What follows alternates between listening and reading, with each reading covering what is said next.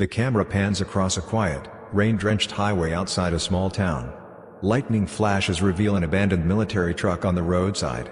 A man in his 40s, rugged but tired, kneels in the mud, pressing his hands against a blood-soaked wound on a young woman's uniform. His voice trembles, half pleading, half commanding. "Stay with me, soldier. You hear me? You don't get to die here." Her eyes flutter open, weak but burning with pain. Tell my unit. They were betrayed." And then, she collapses. He looks around, his pulse racing, the storm roaring over them. He doesn't know it yet, but saving her will uncover something that could destroy everything he once believed about the army he served. Noah Carter had once worn his uniform with pride. A decorated combat veteran, he'd served 15 years before life tore him away from the battlefield. His wife, Emily, had passed during his last deployment, leaving him alone with a 6-year-old daughter, Lily. The medals on his wall now felt like ghosts of a life that no longer mattered. He ran a small auto repair shop in a sleepy town in Virginia, spending his days fixing engines and his nights helping Lily with homework or reading her bedtime stories about heroes he no longer believed in. On a cold night after closing his shop, Noah drove down an old army route, a habit that calmed him when memories got too loud. That's when he saw the wreck. A smoking military jeep twisted against a tree. His instincts kicked in before his mind caught up. He rushed through the rain, broke open the door, and found her, young, uniformed, and bleeding badly. A name tag read, Sergeant Harper Quinn. Noah lifted her gently, whispering, "You're gonna be okay. Stay with me." He tore his flannel into strips and wrapped her wound as best he could. When she mumbled the word betrayed, his heart froze. He thought it was the delirium of pain. But when military vehicles suddenly appeared minutes later, too fast, too soon, his gut screamed that something wasn't right. Instead of thanking him, 2 men in dark army jackets approached with unusual hostility. "Sir, step away from the soldier. Classified mission." One of them reached for Harper's dog tags, trying to pocket them. Noah's eyes narrowed. "She's bleeding out. You need a medic, not a cover-up." When they insisted again, his training returned like fire. He stood between them and Harper until an ambulance finally arrived, one that he called. At the hospital, Noah stayed outside her room, restless. Something about Harper's condition, and the men who tried to take her, felt wrong. When she awoke briefly, she whispered, "If they find out I'm alive, they'll finish what they started.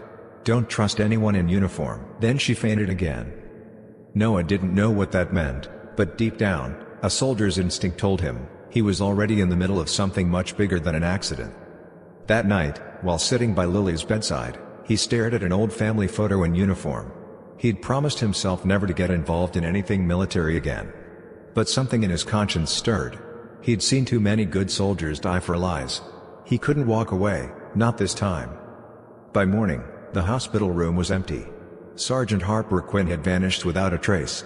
No transfer papers. No doctors remembered seeing her. And the army? Denied she ever existed. Noah felt a surge of cold fury. Whatever this was, it wasn't over. 3 days later, Noah began to dig. Using old connections from his service, he called in a favor from his friend, Major Ben Holloway, still active duty. Ben's tone turned nervous when Noah mentioned Harper Quinn. "Carter, listen to me, drop it. You didn't find anyone that night. You understand?" That was all Noah needed to know. Harper was real, and someone wanted her erased. Meanwhile, Lily noticed her father's restlessness. "Daddy, are you going to war again?" she asked, clutching her teddy bear. Noah knelt, holding her hands. "Not war, sweetheart. Just helping someone who got lost." Her innocence grounded him. Every move he made now, every risk he took, he carried the weight of being not just a soldier, but a father who couldn't afford to die chasing ghosts. Late one night, a knock came at his shop door. Harper stood there, pale, stitched up, trembling but alive. "They're watching the hospitals," she said, eyes starting. "I didn't know where else to go." Noah brought her inside, locking the door. She handed him a small flash drive. "This has evidence of something. Our unit was sent to destroy a civilian village overseas under false coordinates. We were told it was an enemy base. It wasn't. I tried to expose it. They silenced everyone." Noah's breath caught. He remembered similar orders years ago, missions that didn't add up. He realized this wasn't just Harper's fight. It was his too. "Then we make it known," he said. Over the next week, they worked in secret. Harper recovered in the spare room. Lily adored her instantly, calling her Aunt Harper. For the first time in years, laughter filled Noah's house again, but danger was closing in. Drones flew low over the neighborhood. Cars parked longer than they should. Then one night, armed men stormed his garage. Noah and Harper fought side by side like soldiers reborn. It was raw, chaotic, and desperate, but they survived. Harper was grazed, Noah bruised, and Lily was shaken but safe. That night, Noah looked at Harper. "You said they silenced your unit." "Not anymore." He uploaded the flash drive to multiple media outlets and veteran networks. Within hours, it exploded online. Whistleblower proof. Hidden mission logs. Photos. The truth spread like wildfire. And for once, the army couldn't hide behind silence.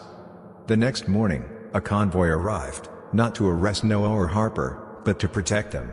The army's top command launched an inquiry. Harper's bravery was acknowledged publicly. Noah was reinstated as a consultant to help reform the system he once served under. Weeks later, during a ceremony, Harper placed one of her dog tags in Lily's tiny palm. "For your dad," she smiled. "He reminded me what honor really means."